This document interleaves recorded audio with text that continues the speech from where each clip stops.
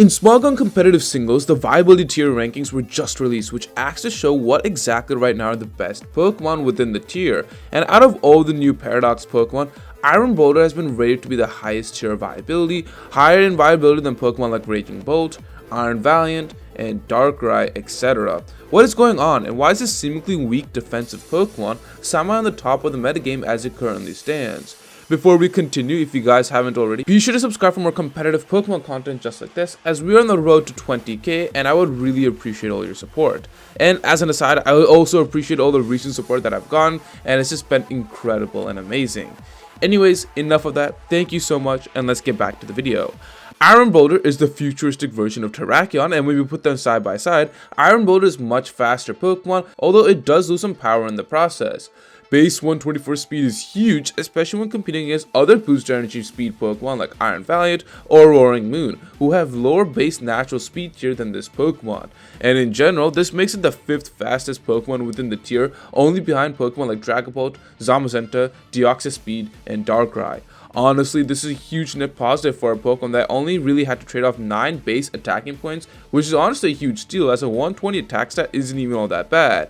Although Iron Boulder has an awful defensive typing in Rock and Psychic, making it probably the weakest defensive Paradox Pokemon and one of the weakest Pokemon in general in OU with the total combined of 7 weaknesses, it has surprisingly pretty respectable defenses across the board, being able to lift things like Draco Meteor from Dragapult, and it's pretty min-max in terms of offensive capabilities, which is what makes it a very good hyper-offensive threat to begin with.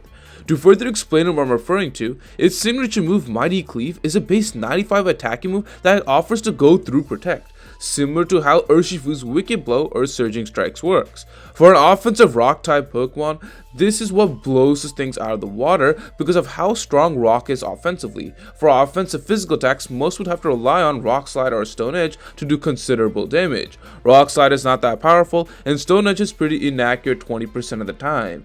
This, however, is a 95 base 100% accurate move that not only does insane damage coming off that 120 base attack stat, but also goes through Protect as well, which is just insane. Rock hits a lot of the tier for powerful damage and is really only stopped by a few Pokemon such as Great Tusk with its dual ground and fighting type. Mighty Cleave though isn't the only thing in this arsenal, as it has great supporting moves in Throat Chop for annoying ghost type Pokemon like Bolt or Dingo, Close Combat for steel type Pokemon, Stab Psychic type coverage in Zen Headbutt, Earthquake, and even Swords Dance. Its offensive coverage is just the perfect amount of usability where it's able to cover up a lot of its holes it otherwise would have trouble with. Now, there are 2 pretty common sets running at the moment, with the first one being the Choice Band variation. This takes advantage of its high natural speed and focuses on squeezing every bit of offensive pressure it can. Choice Band variations are able to shred through defensive teams with ease with the rock and ground coverage it has. It is an instant wall breaker that provides to be an Achilles heel for many teams because there aren't many safe switches into things like Mighty Cleave or a powerful EQ. From my experience, I often find myself, well, I guess both variations, but specifically this one to use as Terra type because it is oftentimes a slower version and it needs that Terra to oftentimes snowball through teams. It is good to note though that you can easily get burned from a Willow Pulse set as its speed isn't being abused to its full potential, and so once this Pokemon is burned, it low-key makes it pretty useless. Although if you're not maximizing the speed in this version to compensate, you could always pair it up with Sticky Webs or Bombly for some spectrum of further speed control. Iron Boulder does a lot of damage in this version, but tends to sacrifice its almost standout feature, which is in its speed. The other version of Iron Boulder, which has been relatively popular, if not even more, as you probably have guessed, is its booster energy form. Now yes, while it's relatively maximizing its speed capabilities, it's also able to maximize its offenses through a move of Swords Dance. Swords Dance is a powerful setup move that allows the user to gain a +2 attacking stage, granting essentially the users a temporary attack boost to deal even further damage onto the field. Now yes, I'm well aware that Boulder has 7 weaknesses that I did touch upon earlier. However, with that still being the case, it still has relatively good bulk, so if it's able to get into another Pokemon not having those permanent types it's weak to, it can honestly get up a Swords Dance and go to town. +2 attacking and boost energy speed is honestly enough for most opponents to forfeit. And after it gets up Swords Dance, if it has to, it can get off a Terra and just go to town with that too. Given its good move pool, it's actually able to run a plethora of coverage move combos and really tailor it up for your team's needs. Although similar to Choice Band variations, Mighty Cleave and EQ are probably the go-to 1-2 punches, as it covers a lot of Pokemon within the tier quite easily. You could tack on moves like Close Combat, Throat Chop, perhaps even Terra Blast for example, like Terra Fairy, etc. It's really up to you. Out of all the Paradox Pokemon and all the Pokemon the DLC, this is given the best offensive scary pressure, which many expected Raging Bolt to be that Pokemon, although to be fair, it has been pretty scary offensively. What makes Iron Boulder so much more scary than those Pokemon at this moment though is the good coverage moves to patch up its weaknesses and the insane speed that frankly without it, we would not talk about the same. Its offenses are through the roof, and it really makes this Pokemon just like a Terrakion on steroids. If there's anything we have learned so far in this metagame, hyper-offensive fast-hitting Pokemon have usually dominated the OU tier, and you don't have to look further than examples like Sneasler or Baxcalibur of the past, or things like Iron Valiant and Roaring Moon of the present. If Iron Boulder was as slow as Iron Crown, there was no way that this Pokemon would be mentioned, and no matter how bulky it could be, those 7 weaknesses would always hinder it. However, Game Freak perfectly balanced it as it seemed to acknowledge its defensive troubles and gave it offensive tools to help it dominate Pokemon battles. It will though be interesting how the meta develops where this Pokemon will face up in the comparison to the other Paradox Pokemon.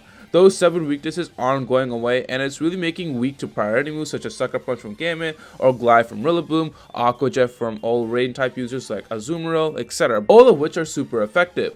On top of this, I don't know if you have noticed, but everything I've realized so far about this Paradox Pokemon has it being a very one-dimensional Pokemon that is a very fast offensive Pokemon that's only job is to deal high offensive damage, and that is primarily done by responsible by a plethora of common weaknesses. It's not like Roaring Moon, whereas other like viable sets you could run like Booster Energy, or it could run Choice Scarf, or it could run Choice Band, etc. Iron Boulder is quite limited to basically Booster Energy or Choice Band as the most popular variations because of the 7 weaknesses it had, so it doesn't have much to fool around when it's on the field. In addition, if there's one thing that really hurts it, it's definitely the advent of the hazard filled metagame and priority moves, and those 2 quick things are really here to wither down its health.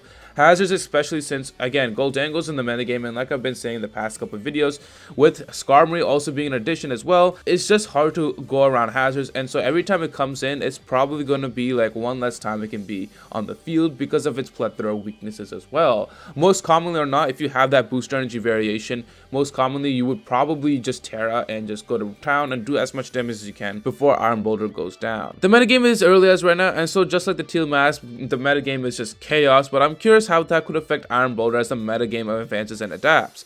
Other Paradox Pokemon like Gouging Fire or Raging Bolt have both been still picking up W's, and honestly speaking have more to still offer teams despite the craze being behind Iron Boulder, and rightfully so, as they're more than just one-dimensional offensive imposing Iron Boulder Pokemon. They have many more sets you could run and many more variations you could offer for your team.